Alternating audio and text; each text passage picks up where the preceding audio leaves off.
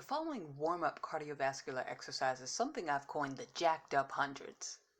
To start, you'll perform 10 full high-impact jumping jacks.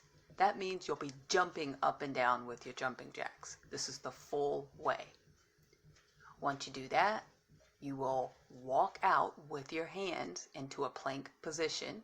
Once you get there, you'll perform 10 plank jumping jacks. Plank jumping jacks are just jumping jacks performed in plank form.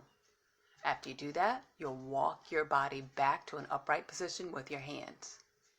To modify, perform 10 low impact jumping jacks, and that's simply just stepping out with your legs side to side, still bringing your hands up overhead as you do so. To walk out in a modified form, bend at the knee.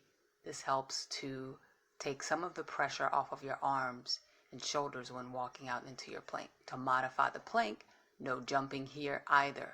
Keep it low impact by stepping your legs out side to side and tapping with your toe. Again, to walk back, bend with the legs. Continue this all the way up to 100. 10 jumping jacks, 10 plank jacks, 10 jumping jacks, 10 plank jacks, until you reach 100. Thanks so much for watching. Please like, share, and subscribe for more exercises.